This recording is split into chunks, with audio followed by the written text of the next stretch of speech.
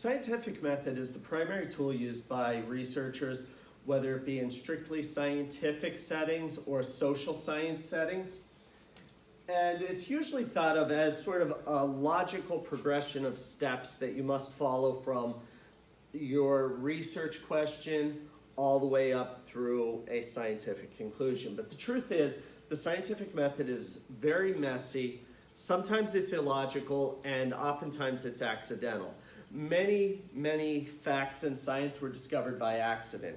So what that means is we don't strictly follow this list of steps that you've learned in the past, but we modify it to fit what information we get throughout the whole process.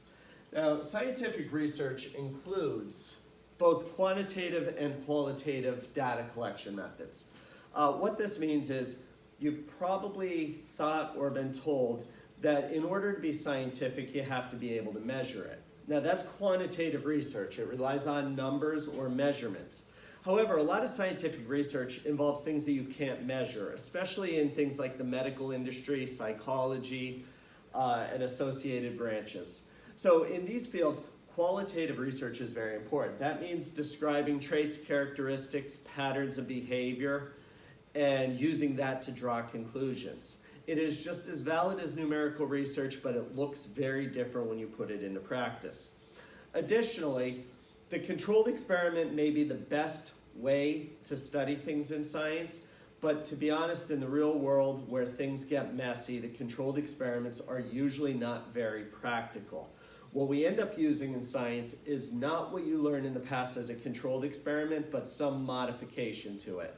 Sometimes it's a quasi-experimental method where you cannot control every possibility. You cannot control a truly random sample of people or animals to study.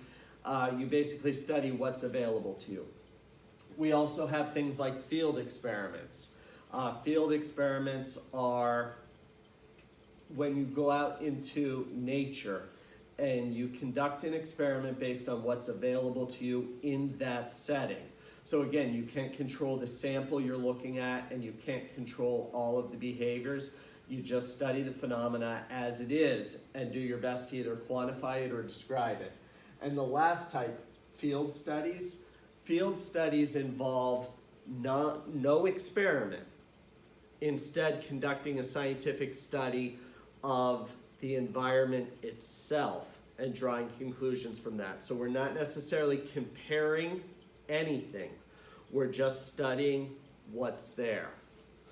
Lastly, there are non-experimental means, which are usually descriptive. They involve just describing some sort of phenomena or some sort of setting to the best of our ability using scientific means. Each one of these things is valuable for something different, where controlled experiments might teach us about a new medication. It's very difficult to actually use. Quasi-experiments are often done because it may not be ethical to do a study. For example, to do a controlled experiment to see if smoking is harmful, we would need to get two groups of people that have never smoked before and then force one group of them to smoke to study the effect. Since that's really not ethical to do, instead we use a quasi-experimental technique. Instead, we just go out and find people who have smoked before and people who have not smoked before, and we study them. So we're not forcing anybody to do anything, we're just taking what's already out there and taking a closer look at it. Okay. The basic steps of the scientific method are conduct research and make observations about some natural phenomena. Then use that to create a question. The question has to be an investigable question, which simply means testable. It needs to be something that we could form some sort of study or an experiment on. We then propose an answer to that question. This is our hypothesis. A hypothesis is not the educated guess. It is an educated solution to the question. It's based on fact.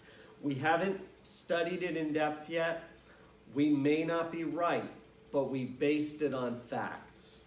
A hypothesis has to be both testable and falsifiable. In other words, it has to be something you can conduct a test with, but it also has to be something where if you are wrong, you can prove you're wrong. Let me give you an example of a hypothesis that doesn't work. To say that there are aliens out there somewhere in the universe is not a good hypothesis. Maybe there are, maybe there aren't. It is testable. We could go out looking for life on other planets, but it's not falsifiable. What that means is if there is no life anywhere else in the universe, we cannot prove that. Sure, if we go out looking at all of the other planets in our solar system or in other solar systems and we find life, then we know we're right. Problem is, if we don't find life, it doesn't mean we're wrong. It just means that we haven't looked everywhere.